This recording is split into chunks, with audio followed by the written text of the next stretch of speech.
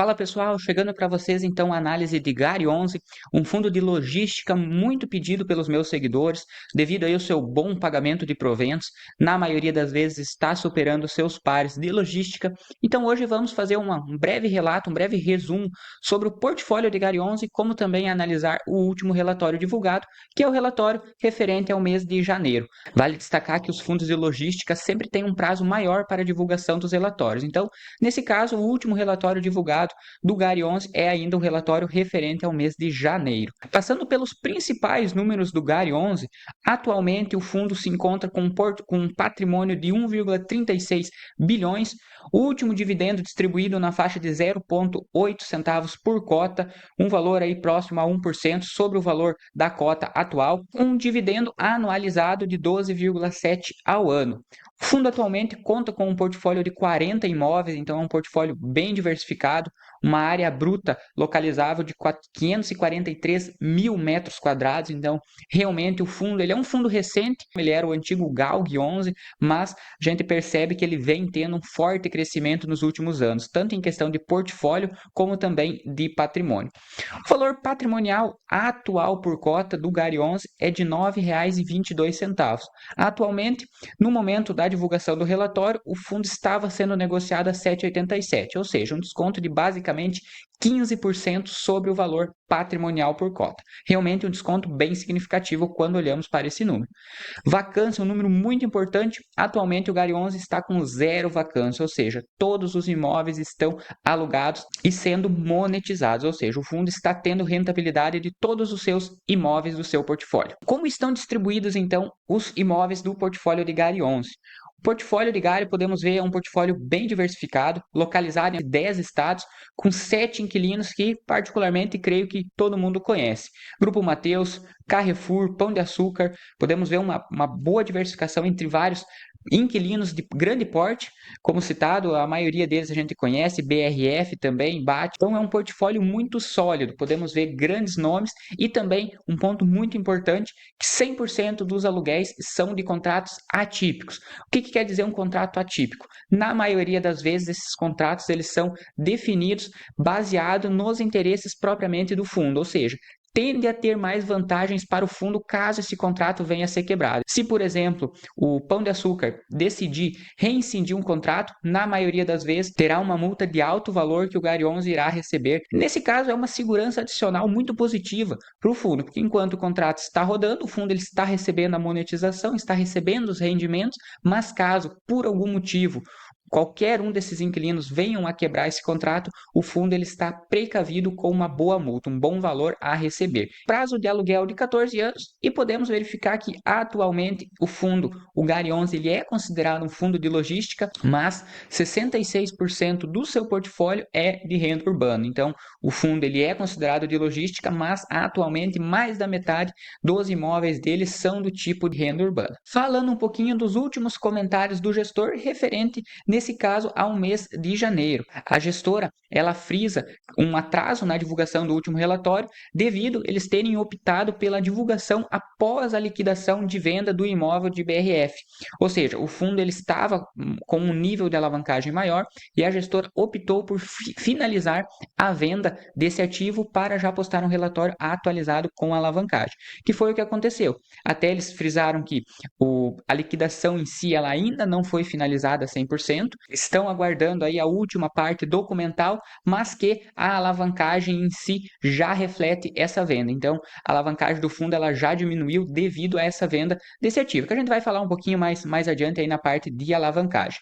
Eles fazem um breve comentário também a respeito do IFIX, que fechou o mês de janeiro com uma quinta queda, né, consecutiva, aí, fechando com 3,07 de queda no mês de janeiro, e o GARI 11, por padrão, seguindo também aí os seus demais pares, vem tendo sim uma queda aí, acompanhado, claro, pelo IFIX. Então, como a gente verificou anteriormente, o fundo vem sendo negociado com 15% de desconto e a gestão ela frisa que o portfólio do fundo, como também os seus fundamentos, eles seguem inalterados. Aqui, novamente, eles frisam sobre a conclusão da operação de venda do ativo da BRF, trazendo uma menor alavancagem, como iremos citar, e também um lucro que a operação trouxe para o fundo. Então, No dia 27/2, foi realizada a baixa antecipada do CRI, que é atrelado ao fundo. O fundo ele tinha uma dívida, ele vendeu esse ativo da BRF e automaticamente o CRI, que era atrelado a essa compra, a essa venda, no caso que posteriormente foi efetuado, ele deixa de existir, ou seja, reduzindo o valor de dívida que o fundo atualmente tem. A conclusão efetiva da transação ocorreu em 11 de março, conforme o fato relevante divulgado,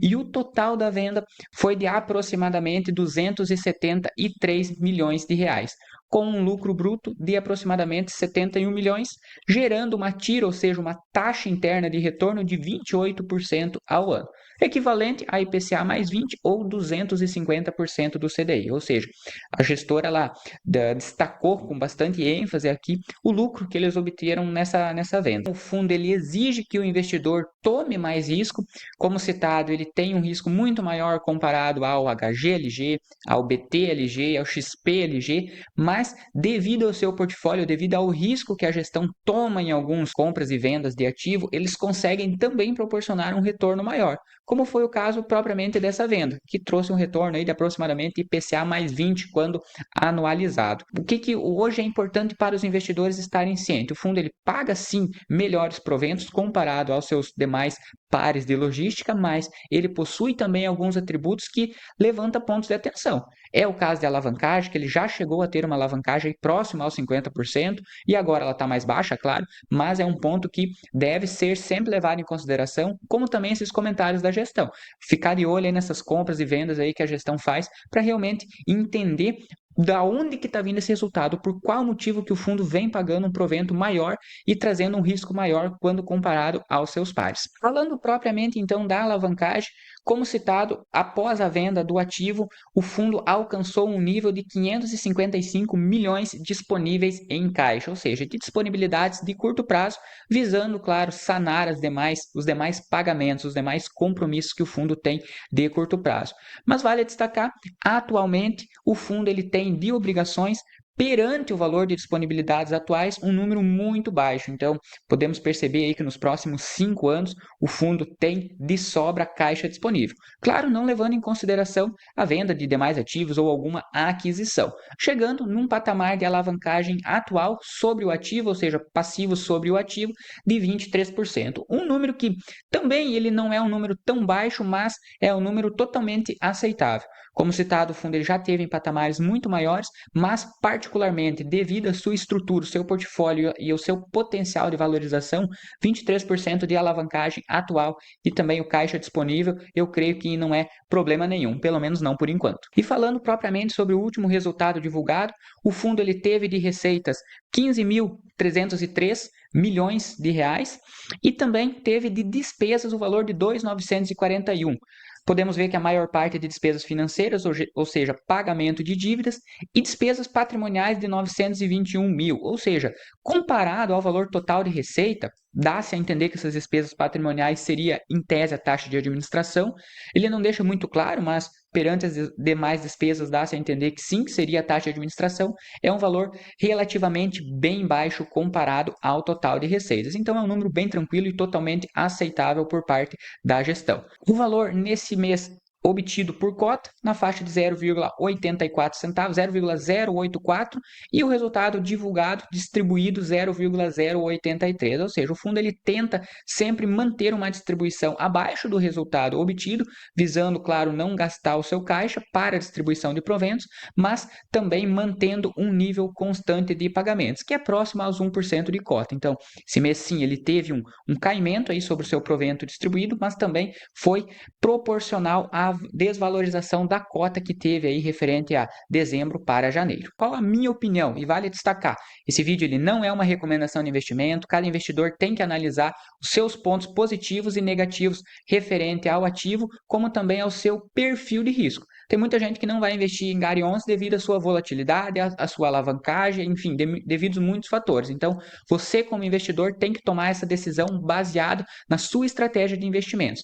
Mas a minha opinião, o fundo ele vem sim apresentando um grande potencial de valorização, o portfólio vem sendo aprimorado e a alavancagem, que eu vejo que é o maior ponto de atenção atualmente de Gary 11, ela vem sendo reduzida. teve essa venda do ativo da BRF, então diminuiu em grande parte a alavancagem do fundo, sendo para mim um ponto bem positivo. Ele tem sim uma distribuição de dividendos maior comparado aos fundos de logística, mas com um risco maior. Eu particularmente gosto do fundo e aconselho quem for investir ter como forma também de diversificação da carteira. Obviamente, podemos ter outros pares de logística, mas Gary 11 atualmente ele tem um grande potencial de valorização. Mas, como citado, estando ciente desses pontos de atenção, dificilmente, se formos comparar com os demais fundos de logística, encontraremos muitas opções com pagamento de proventos acima de 1%, como é o caso aí de Gary 11, que na média paga na faixa de 12,7% ao ano de dividendos. Vale lembrar, são dividendos isentos de imposto de renda. Então, ele paga um patamar de dividendos como se fosse um fundo de papel, mas sendo do segmento de logística. Por isso, obviamente, a gestão ela exige esse risco maior, essa movimentação maior do portfólio, visando trazer um retorno acima de seus pares. Acima disso, vivemos em um momento que o IFIX realmente está tendo correções, ainda estamos em um cenário desafiador. A renda fixa segue muito atrativa, a Selic ainda segue com potencial de alta, então fundos de logística, fundos de papel, eles vão sofrer sim uma desvalorização da cota, mas o que é mais importante e o que eu acho muito interessante da gestora, obviamente ela frisa, né, que é um ponto positivo para eles, é a questão dos fundamentos. Por mais que a cota teve uma desvalorização, devemos entender se essa desvalorização é devido a um movimento de mercado, como está sendo na maioria dos casos devido à alta de juros, ou se foi uma perda de fundamento ou alguma coisa relacionada à própria gestão do fundo. Nesse caso de Gary 11, basicamente foi movimento de mercado, ou seja, eu não vejo preocupação atual, muito pelo contrário, o fundo ele vem mostrando um crescimento de portfólio e uma diminuição da alavancagem. Vamos acompanhar os demais meses, mas eu tenho certeza que se seguir nesse rumo, o fundo tem um grande potencial de retorno a nós cotistas.